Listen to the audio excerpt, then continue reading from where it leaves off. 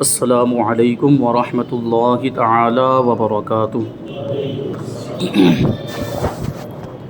نحمده ونصلي ونسلم على رسوله الكريم، اما بعد فاعوذ باللہ من الشیطان الرجیم، بسم اللہ الرحمن الرحیم۔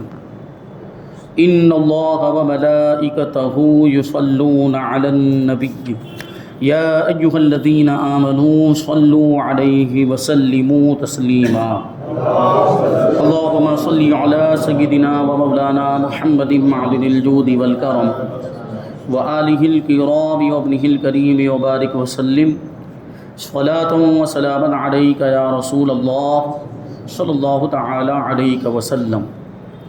حضرات گرامی، طب نبوی کا بیان جاری ہے، اور اس سے پہلے والے درس میں حضور پاک صلی اللہ علیہ وسلم نے جن چیزوں کے فوائد بیان کیے ان میں سے تلبینہ، شہد، سرکہ اور زیتون کے تیل کے بارے میں گزشتہ درس کے اندر بیان ہوا۔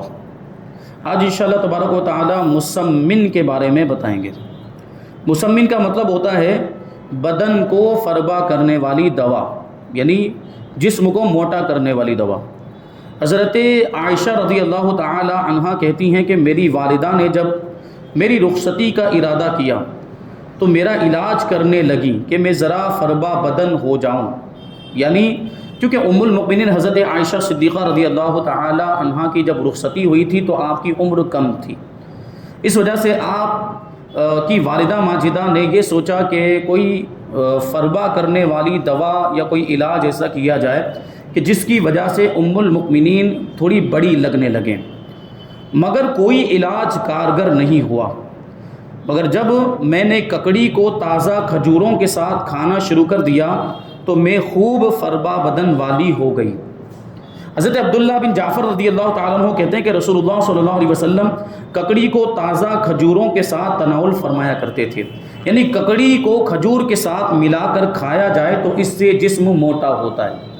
اور آج کل خاص طور پر ہمارے نوجوان جو جم کرتے ہیں اور اپنے بدن کو پھلانے کے لیے یا موٹا کرنے کے لیے یا باڈی بنانے کے لیے وہ طرح طرح کے پروٹینز کا استعمال کرتے ہیں، تو یہ نبی کریم صلی اللہ علیہ وسلم نے ایک ایسی دوا اور ایسا علاج بتایا کہ جس کی وجہ سے جسم موٹا ہو جائے گا، اور اس میں فیٹ بھی نہیں ہوتا، کیونکہ فیٹ بھی نقصان دہ ہوتا ہے۔ وہ پروٹین اسی لیے استعمال کرتے ہیں کہ بغیر فیٹ کے ان کا بدن جو ہے وہ موٹا ہو جائے، باڈی بن جائے۔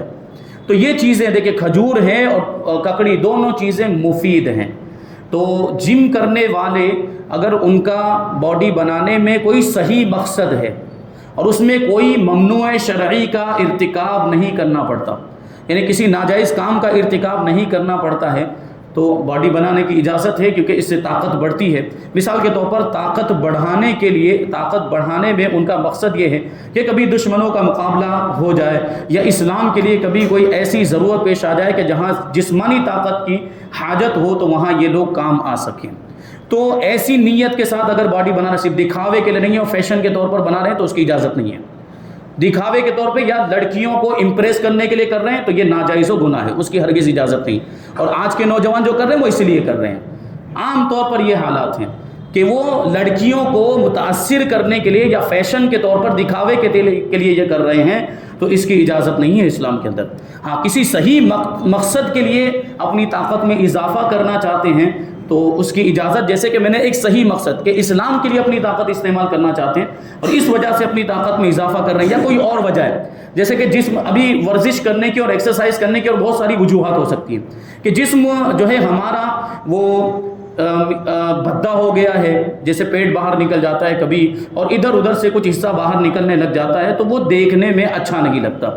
تو اس طرح جسم کو صحیح شیپ میں لانے کے لیے اگر کوئی ورزش کر رہا ہے تو اس کی بھی اجازت ہوگی، جیسے پیٹ باہر نکل گیا تو پیٹ کو اندر کرنے کے لیے کوئی ورزش کر رہا ہے تو اس طرح کی ورزش کرنے کی اجازت ہے جو صحت کا خیال کرتے ہوئے کی جائے، صحت کو درست کرنے کے لیے کی جائے۔ رسول پاک صلی اللہ علیہ وسلم بھی دوڑ لگایا کرتے تھے اور حضور پاک صلی اللہ علیہ وسلم نے بھی اس طرح کے کچھ کام کیے، اور گھوڑ سواری وغیرہ یہ صحابہ کرام کو حضور نے اس کی اجازت دی ہے کہ اس سے صحت بنتی۔ اور اسلام کے اندر بھی یہ حکم ہے کہ ہر وہ کھیل جس میں جسمانی ورزش ہو اور وہ جسمانی ورزش کے طور پر کی جائے، یعنی صحت کی حفاظت کے لیے کی جائے، اس کی اجازت ہے۔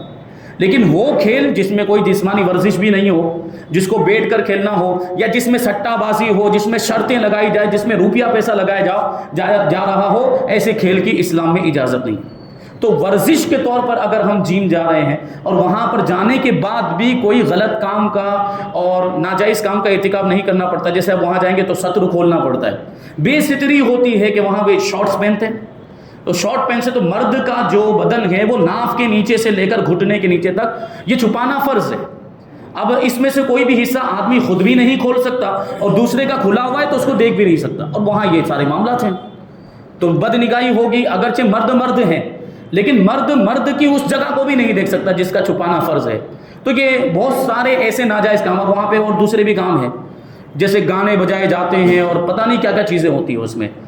اور اگر مخلوط کوئی جم ہے جہاں پہ عورتیں بھی آ رہی ہیں اور مرد بھی آ رہے ہیں تو اس میں تو پھر بے حیائی اور ناجائز کاموں کا انبار لگ جاتا ہے، وہاں تو پھر ہرگز اجازت نہیں ہوگی۔ بہرحال بہت ساری شرطیں ہیں جم کرنے کی، اگر کوئی جم کرنا بھی چاہتا ہے تو صحیح مقصد ہونا چاہیے اور کسی ناجائز کام کا ارتکاب نہ کرنا پڑتا ہو، تب جا کے اس کی اجازت ہوگی۔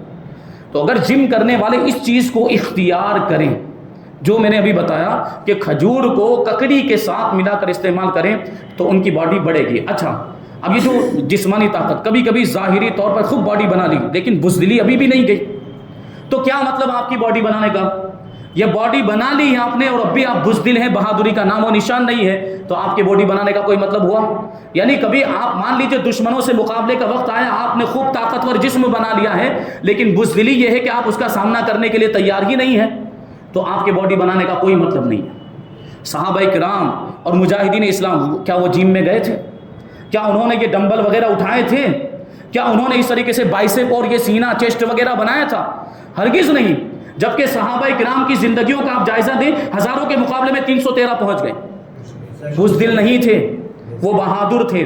اور حضرت خالد بن ولید رضی اللہ تعالیٰ عنہ کا واقعہ اگر آپ سنیں، جنگ یرموک کے موقع پر سامنے 60,000 کا لشکر، کتنے ہزار کا؟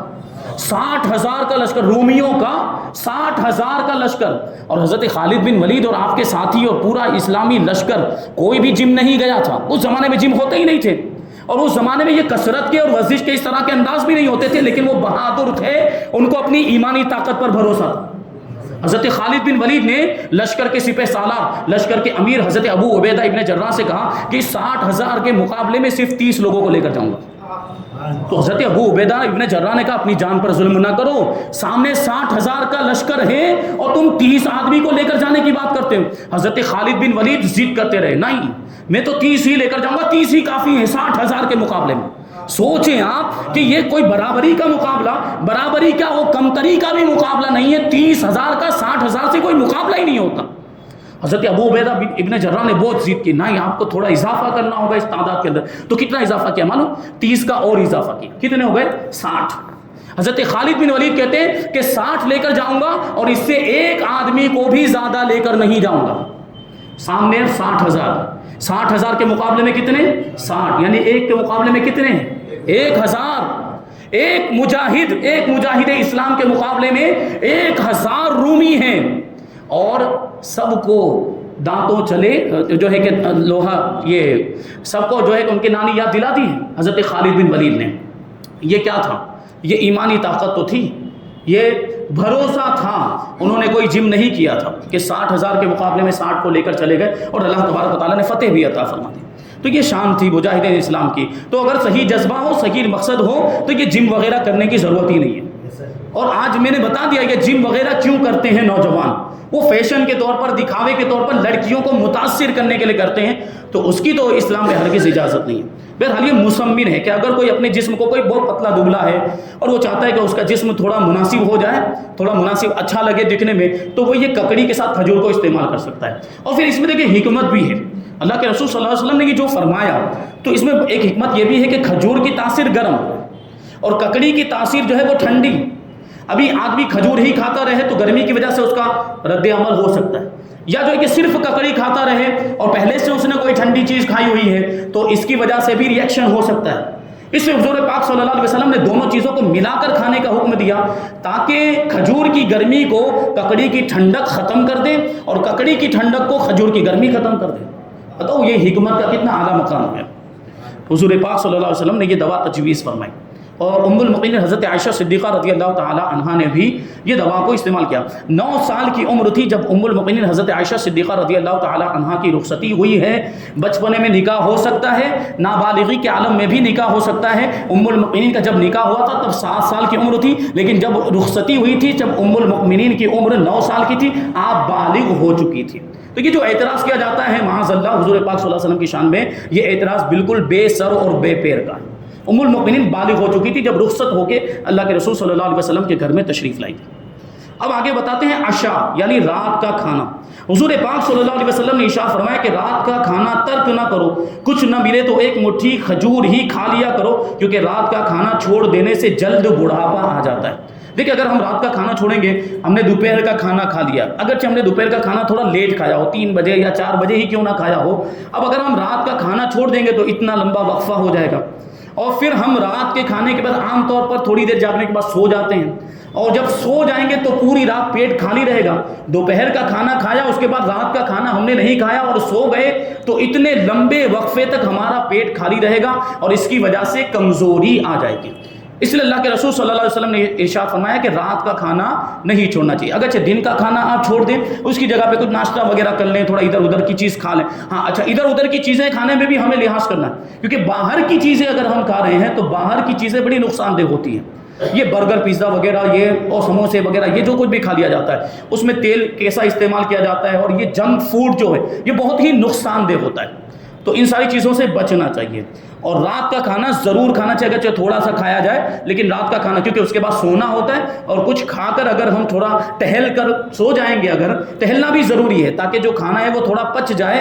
رات میں کبھی ایسا بھی ہوتا ہے کہ بہت سے لوگ جو کام کرتے ہیں اور ملازمت اور جاب کے معاملات کے، رات کو 10 بجے تک ان کی دکان اور شاپ کھلی ہوئی ہے، 11 بجے تک بھی ان کا کاروبار چل رہا ہے، تو وہ رات کو لیٹ آتے ہیں، اور رات کو کھانا جتنا لیٹ 10 بجے کے بعد کھا رہے ہیں یا 11 بجے کے بعد کھا رہے ہیں، اور کھانا کھانے کے بعد فوراً سو جاتے ہیں، تو اس کی وجہ سے بھی بہت سی تکلیفوں کا ان کو سامنا کرنا پڑتا ہے۔ بہرحال یہاں صحت کی بات چل رہی ہے تو صحت سے تعلق رکھنے والی کچھ باتیں بتانا ضروری ہے۔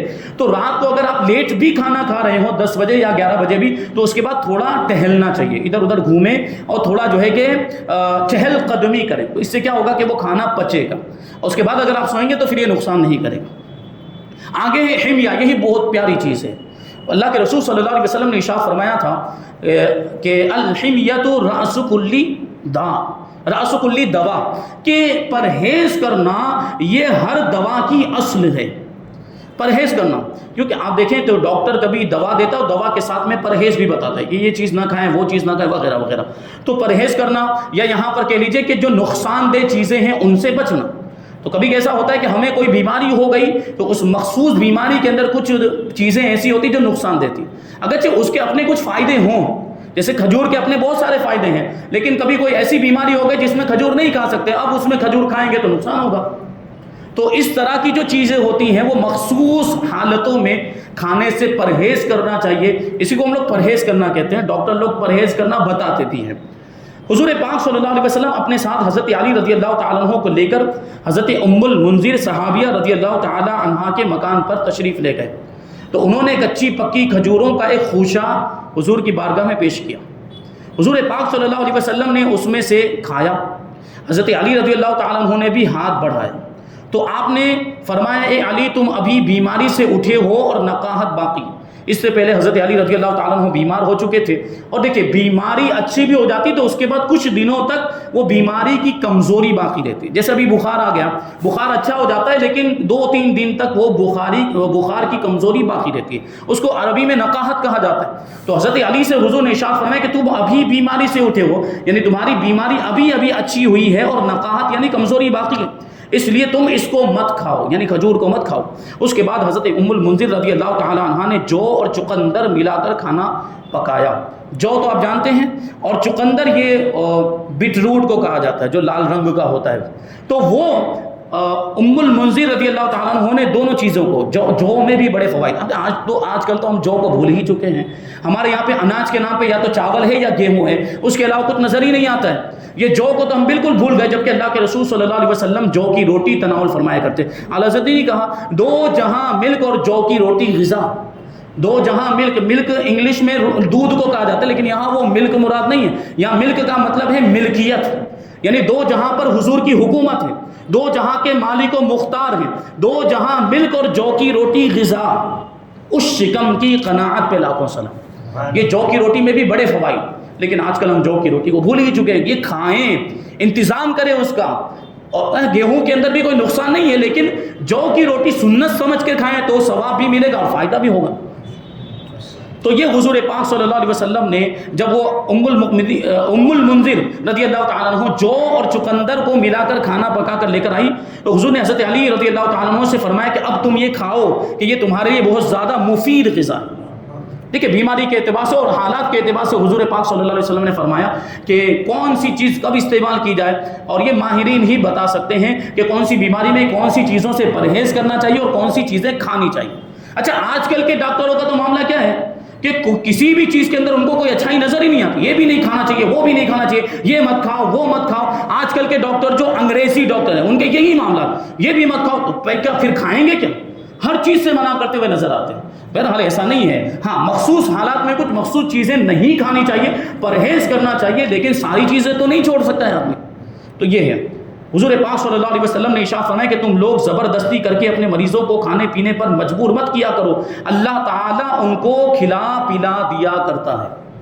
مریض جب بیمار ہوتے ہیں تو ان سے زبردستی نہیں کرنی چاہیے، جو وہ کھا رہے ہوں اپنی خوشی سے، اور اگر کھانا نہیں کھا پا رہے ہیں تو فروٹس وغیرہ کھلائے جائیں، اور اگر وہ بھی نہیں کھا رہے ہیں تو فروٹ کا جوس وغیرہ جو بھی ہو سکے مناسب وہ ان کو کھلایا پلایا جائے، اور اگر نہیں بھی کھا رہے ہیں تو اللہ تبارک و تعالیٰ ان کے لیے کھانے پینے کا انتظام فرما دے۔ ہم یہ خود اپنی نگاہوں سے دیکھتے ہیں، بسا اوقات مریض بے ہوشی کے عالم میں ہوتا، کئی دن بے ہوشی میں گزر جاتے ہیں، اور اگر ہم زندہ ہوں اور 10 دن تک اگر ہم بھوکے پیاسے رہے تو کیا ہو جائے گا؟ ہم مر جائیں گے، ہم مر جائیں گے، یا سخت تکلیف کا ہمیں سامنا کرنا پڑ جائے گا۔ لیکن وہ مریض جو 10 دن تک بے ہوش ہے اس کے باوجود زندہ رہتا ہے، کیوں؟ کیونکہ اس کو اللہ کھلاتا ہے اور اللہ پلاتا ہے، اس کے لیے کھانے پینے کا انتظام اللہ تبارک و تعالیٰ کرتا ہے، اور تب وہ اللہ تبارک و تعالیٰ نے اگر اس کے نصیب میں، اس کی تقدیر میں شفا لکھی تو اٹھ کے کھڑا بھی ہو جاتا ہے اور ہمارے سامنے چلنے پھرنے بھی لگ جاتا ہے۔ یہ اللہ تبارک و تعالیٰ کی قدرت ہے، کتنا بڑا اس کا احسان ہے۔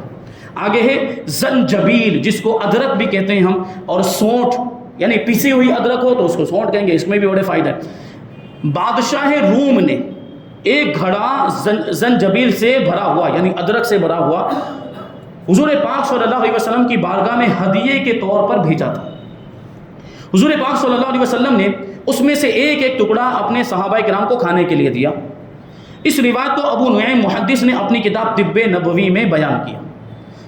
تو یہ بھی دیکھیں ادرک میں بھی بڑے فوائد ہیں، لیکن وہی بات جو میں پہلے بیان کر چکا ہوں کہ ہر چیز کو اس کے موقع پر استعمال کرنا ہے، اور استعمال کا طریقہ پہلے معلوم کرنا ہے کہ کون سی چیز کو کیسے استعمال کرنا ہے، اور کس چیز میں کون سی بیماری میں کون سی چیز فائدہ دے گی، وہ ہمیں پہلے ماہرین سے پوچھنا ہے۔ اس کے بعد ابھی آپ کو پتہ چل گیا کہ ادرک میں بہت فائدے ہیں، لاؤ اس کو کھانا شروع کر دیں۔ اب روزانہ آپ نے کثیر مقدار کے اندر ادرک کھانا شروع کر دیا تو بجائے فائدے کہ آپ کو نقصان ہو جائے گا، تو یہ نہیں ہونا چاہیے۔ اب ایک بہت پیاری چیز اجوا، کھجور۔ مدینہ منورہ کی کھجوروں میں سے 8 کھجور ہیں یا 7 کھجور ہیں مدینہ منورہ کی مشہور ہیں، ان میں سے ایک کھجور ہے اجوا۔ حضور پاک صلی اللہ علیہ وسلم نے اس کھجور کو بڑا پسند فرمایا، اور حضور پاک صلی اللہ علیہ وسلم اس کھجور کو تناول بھی فرمایا کرتے تھے۔ مدینہ منورہ کی کھجوروں میں سے ایک کھجور کا نام ہے اجوا، اور اس کے بارے میں حضور پاک صلی اللہ علیہ وسلم نے ارشاد فرمایا کہ اجوا جنت سے ہے، اور وہ جنون یا زہر سے شفا ہے، یعنی پاگل پن کی بیماری کس کو ہو گئی ہو اور اس کو یہ کھجور کھلائی جائے تو انشاءاللہ اس کی وہ بیماری دور ہو جائے گی، یا کسی کو زہر کا اثر ہو گیا ہو تو اس میں بھی یہ شفا دیتی ہے اجوا کھجور۔ اور یہ ظاہری جسمانی بیماریوں کا تو اس میں علاج ہے۔ ایک روایت میں تو یہاں تک آیا کہ اگر کوئی شخص روزانہ 7 عدد یعنی 7 ننگ کھجوریں اجوا کھجور روزانہ صبح کے وقت یہ 7 عدد کھجوریں اجوا کے دانے کھا لے گا تو اس کو پورا دن یہ جنات اور جادو وغیرہ سے محفوظ رہے گا۔ یہ روحانی بیماریوں کا بھی اس میں علاج ہے۔ تو یہ اللہ کے رسول صلی اللہ علیہ وسلم نے اس کے بارے میں ارشاد فرمایا۔ اب آگے ہے کم اتن، جس کو بعض لوگ ککرمتا اور بعض لوگ سانپ کی چھتری بھی کہتے ہیں، اور ہمارے یہاں پہ کتے کی چھتری کہتے ہیں اس کو۔ یعنی جب دیکھ ابھی یہ بارش کا موسم، بارش کے موسم میں یہ زمین میں سے وہ سفید چھتری کی طرح وہ نکلتا ہے۔ اچھا اس کا نام ابھی ایسا رکھ دیا گیا کتے کی چھتری یا بلی کی چھتری یا ککرمتا، اس کا نام، اس کے نام پہ جب غور کرتے ہیں تو لوگ سمجھتے ہیں کہ اس کو نہیں کھانا چاہیے۔ کہ اب وہ بعض لوگوں نے ایسا بھی مشہور کیا کہ کتا وہ پیشاب کرتا ہے تو یہ اگتی ہے، اس طرح کا بھی لوگوں نے مشہور کر دیا ہے۔ تو یہ بھی غلط باتیں ہیں۔ وہ خود رو ایک پودا ہوتا ہے، جس طرح دوسرے پودے ہوتے ہیں جو خود اگتے ہیں، ان کو اگانا نہیں پڑتا ہے، اسی طریقے سے بارش کے موسم میں یہ اگتا ہے، جس کو عربی میں کمعتن کہا جاتا ہے اور انگلش میں مشروم کہا جاتا ہے۔ اس کو یہ اگتا ہے اور باقاعدہ اس کی سبزی بنائی جاتی ہے، اس کو سبزی کے طور پر کھایا بھی جاتا ہے اور اس کے کھانے کی اجازت ہے، یہ حلال ہے، اس میں کوئی حرج نہیں۔ جو لوگوں میں مشہور ہو گیا نہیں کھانا چاہیے، ایسی کوئی بات نہیں ہے، یہ دوسری سبزیوں کی طرح ایک سبزی ہے، اس کو کھا سکتے ہیں، بلکہ اس میں فوائد بھی ہیں۔ ابھی دیکھیں آپ ملاحظہ کریں گے، اس کو فرماتے ہیں، اس کے بارے میں حضور پاک صلی اللہ علیہ وسلم نے ارشاد فرمایا کہ کمعا یہ من کے مثل ہے، من کی طرح۔ من مطلب منہ و سلوہ جو بنی اسرائیل پر آسمان سے نازل ہوتا تھا، یعنی بنی اسرائیل کے لیے جو اللہ تبارک و تعالیٰ نے مفت میں روزی کا انتظام کیا تھا۔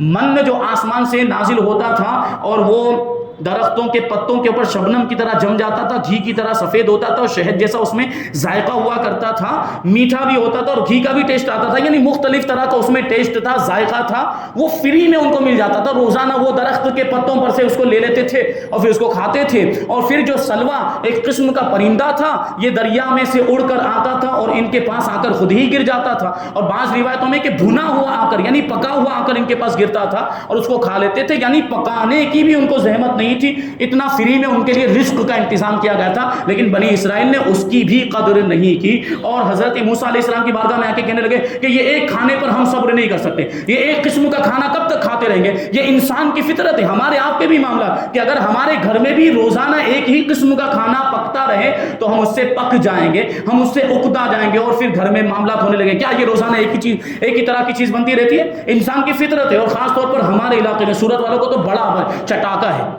مختلف قسم کے کھانے چاہیے ان کو۔ اگر بلکہ گھر کا کھانا پسند نہیں آتا تو باہر جاتے ہیں۔ یہ ہوٹلیں یہ سورت میں اور اطراف میں جتنی زیادہ چلتی ہیں کہیں اور نہیں چلتی ہوں گی، بڑی بڑی ہوٹلیں قائم ہوئی اور باہر کی کمپنیاں یہاں پہ انٹرسٹ لے رہی ہیں، کھانے پینے کی کمپنیاں۔ اس کا مطلب کیا ہوا؟ کیونکہ یہاں کھانے پینے والے زیادہ لوگ ہیں۔ بہرحال تو یہ چیزیں ہیں، تو وہ منہ و سلوہ ان کے لیے تو انہوں نے اس کی قدر نہیں کی، تو دیکھیے اب وہ ختم ہو گیا، سلسلہ ان کے لیے موقوف ہو گیا۔ لیکن حضور پاک صلی اللہ علیہ وسلم مشروم کے بارے میں ارشاد فرماتے ہیں کہ یہ من کی طرح ہے جو بنی اسرائیل پر نازل ہوا تھا، یعنی جیسے وہ مفت کی چیز تھی اور بہت ہی مفید چیز تھی، ایسے ہی یہ چیز ہے، کیونکہ یہ بھی مفت میں خود رو ہے، اس کو اگانا نہیں کرنا پڑتا ہے اور یہ خود ہی مفت میں مل جائے گا۔ اب تو یہ لوگ جو ہے کہ بیچنے بھی لگ گئے ہیں، لیکن اگر یہ کہیں پر ہمارے گھر کے آس پاس میں کوئی ایسی خالی زمین پڑی وہاں پہ اگ گیا تو آپ خود ہی توڑ کر اس کو لے سکتے ہیں اور دھل کے اس کو اچھی طرح پھر بعد میں سبزی بنا کر اس کو استعمال کر سکتے ہیں۔ آگے فرماتے ہیں کہ اس کا عرق یعنی اس کا رس اگر نکال دیا جائے تو یہ آنکھوں کے لیے شفا ہے، یعنی رس نکالنے کے بعد اس کو آنکھوں میں ڈالا جائے تو آنکھوں میں اگر کوئی بیماری ہے، آشوب چشم وغیرہ ہو گیا تو اس میں یہ فائدہ دے گا۔ تو یہ دیکھیے وہ مشروم کے بارے میں حضور پاک صلی اللہ علیہ وسلم نے یہ بات بیان کی ہے۔ اس کے بعد ہے سنا مکی اور سنوت، سم، عود ہندی، عرق النساء کا علاج، اور اس کے بعد بہت ساری چیزیں ہیں، انشاءاللہ اس کو ہم آئندہ ہفتے شامل کریں گے۔ اللہ تبارک و تعالیٰ کی بارگاہ میں دعا ہے کہ جو کچھ بھی بیان ہوا اس پر ہم سب کو عمل کرنے کی توفیق عطا فرمائے۔ حضور پاک صلی اللہ علیہ وسلم کی سیرت طیبہ پر اور آپ کے نقش قدم پر، آپ کے بتائے ہوئے طریقے پر ہم سب کو عمل کرنے کی توفیق عطا فرمائے۔ وما علینا الا البلاغ۔ الفاتحہ۔